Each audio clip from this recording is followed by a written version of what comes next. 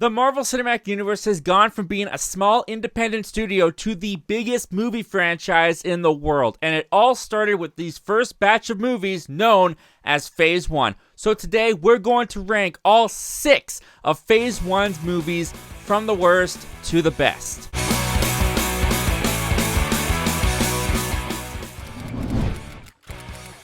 Hi, my name is Zach, and I started this YouTube channel because I cannot watch a movie without needing to talk about it afterwards. And if that sounds like you, you're in the right place, my friend. Consider hitting that subscribe button. Also, while I'm talking about these Marvel Cinematic Universe movies, I want this to be a conversation, so join me down in the comment section below. Give me your ranking and thoughts on all 6 of Phase 1's movies from the worst to the best. With all that out of the way, let's kick off my list with number 6. At number 6 for me, that's going to be The Incredible Hulk. I don't want you to get the wrong idea about why this is in last place, because I don't dislike this movie. I do find enjoyment in this movie. Like a lot of people, I enjoy the Hulk out sequences. I like Hulk versus Abomination at the end, the university battle in the middle of the film.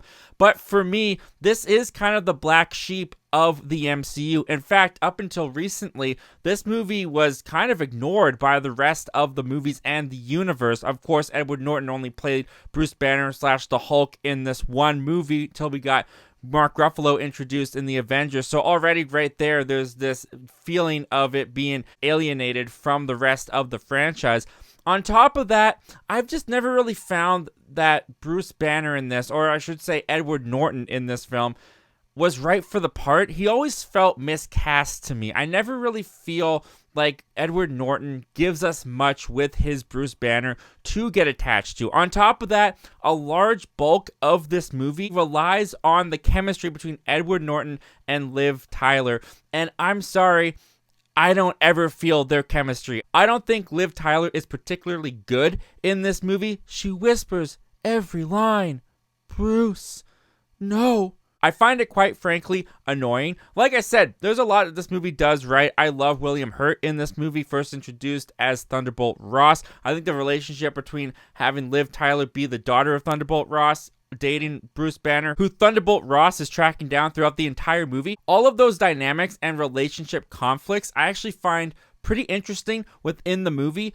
But the execution of it isn't as compelling as I want it to be. All in all, I think The Incredible Hulk is a perfectly serviceable MCU film that I very rarely will put on.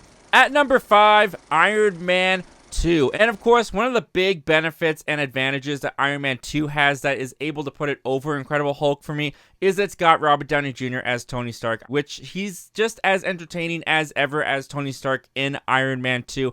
Now, Iron Man 2 is definitely the first example of when the weight of the cinematic universe was starting to be felt on these movies. Iron Man 2 feels like it's trying to do a lot of setup for the Avengers in a way that it doesn't really feel like Jon Favreau had the intention of putting all of these Avengers connections and setups into the film. Scarlett Johansson being introduced here as Black Widow feels very shoehorned in to the movie. The way that Nick Fury and S.H.I.E.L.D. are also integrated into the movie feels very forced, to the point that the movie almost feels like it halts and stops in the story that it's trying to tell in Iron Man 2 so that Nick Fury can come in and recruit Tony Stark for the Avengers that is coming up in the next couple years. And in that way, Iron Man 2's story just kind of feels like it's all over the place. Iron Man 2 I don't think is a bad movie. I find a lot of enjoyable moments in Iron Man 2. But even with the surface level fun that Iron Man 2 can be, the story, the execution is definitely a lot weaker than a lot more movies in Phase 1. That has it dropped down to the number 5 spot. In 4th place, Thor. Now, Thor is one of these movies in the MCU I feel is a little bit underrated. I think this movie gets a bad reputation, whereas it is one of the early efforts of Marvel to introduce the sort of intergalactic with the grounded Earth setting in the MCU.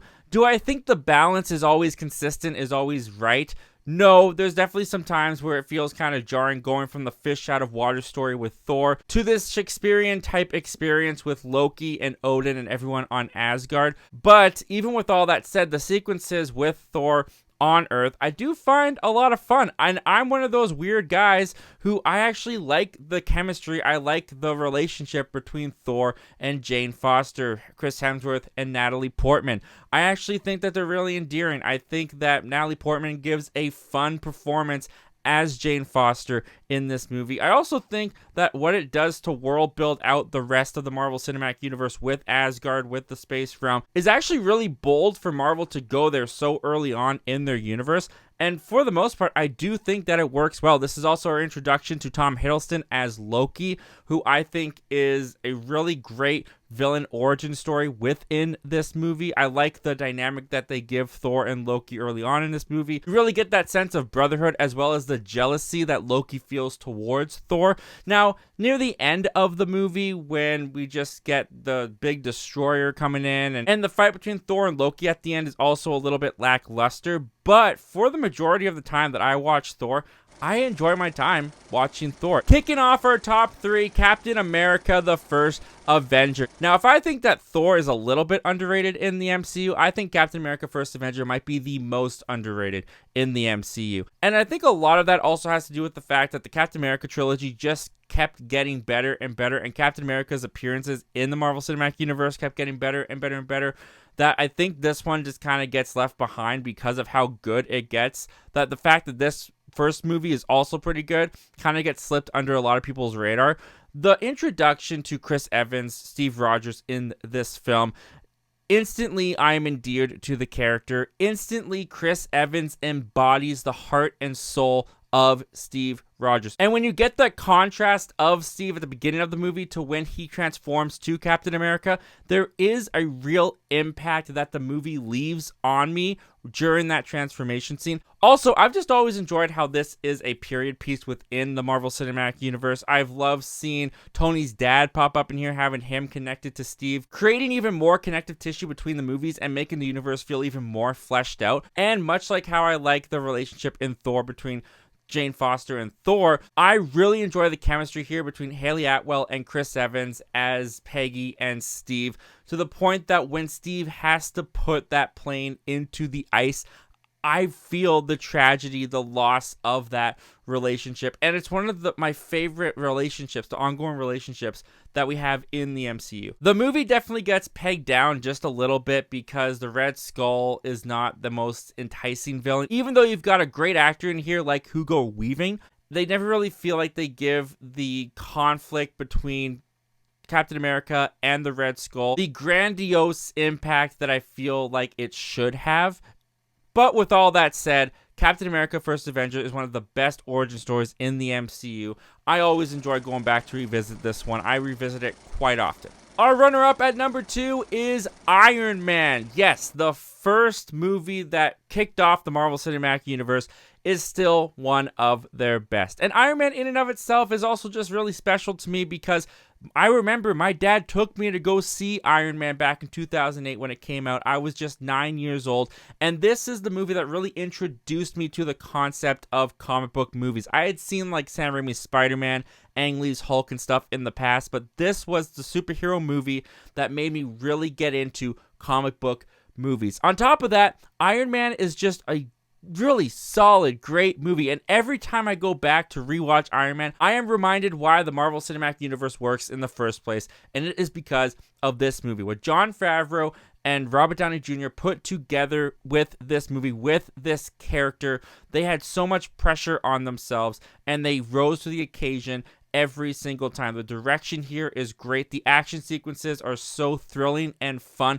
And most importantly, Robert Downey Jr. as Tony Stark in this movie is a very engaging character. And I love how much this movie is just a focused character study on Tony Stark, taking him through the hero's journey. And the fact that Jon Favreau and Robert Downey Jr. and everyone behind the scenes almost made up this story as they went along. As they were shooting Iron Man, they did not have a completed script. A lot of Iron Man relies on Robert Downey Jr.'s improvisation as well as Jon Favreau's improvisation for what he's going to do next in the script. The fact that the movie comes out as cohesive and as solid of a story as it does is super impressive. I love Iron Man. I loved it back in 2008 when I saw it at 9 years old. I think I love it even more now as an adult. The more and more that I watch Iron Man, it's just great. But that brings us to number 1, and that is going to be The Avengers. Arguably Marvel's most ambitious effort to date. I mean, they still had Infinity War, they still had Endgame, but even by the time that they got to Infinity War and Endgame, as ambitious as those movies were, they knew that The Avengers worked. If you weren't there during this time, it's hard to describe just how mind-blowing it was of a concept to think that all these characters from different franchise movies could come together in one movie and it not be a mess. And just speaking of Joss Whedon as a director and writer for The Avengers, what he did for The Avengers and what he did for the Marvel Cinematic Universe is something I'll always be appreciative of, because he is the one, and Marvel, brought these characters together, gave them the quippy, snappy dialogue, took all of these egos, put them in a room, and made the smart decision that knowing that when these guys all got into a room together, they were not going to get along, and that created such fun dynamics and such fun situations and character team-ups that we never thought we would ever get to see on screen. Marvel's big 4-year dream of Phase 1 paid off with The Avengers. When I saw this back in 2012, I was in middle school, and I'd never seen anything like it. My mind was blown, and to this day, every time that I put on The Avengers, I just feel that magic of it again, where you just watch this movie, and by the time they're all in that circle around the Tatari about to take on the battle in New York, I just sit back and I go, man, they really did it. Even to this day, I can't believe that Marvel pulled it off to the extent that they did. Even giving characters like Black Widow and Hawkeye, who had very minor roles in previous movies in Phase 1 and Iron Man 2 and Thor, and giving them even some spotlight moments and making them feel a part of the Avengers team with Captain America, Iron Man, and Thor. It's just a triumphant feat that Marvel was able to pull off. It's still one of their best movies that they've done in the Marvel Cinematic Universe. It's my favorite movie that they've pulled off in Phase 1. And for that reason, The Avengers comes in at number 1. And if you like Marvel rankings, I got a playlist up there of more Marvel rankings. I've got some Spider-Man trilogies in there. I've got some Marvel TV shows in there. And if you click right down there, you can check out my most recent uploaded video to the channel. As always, guys, thank you so much for watching. Don't just watch movies, talk movies. I'll see you guys next time. Take care.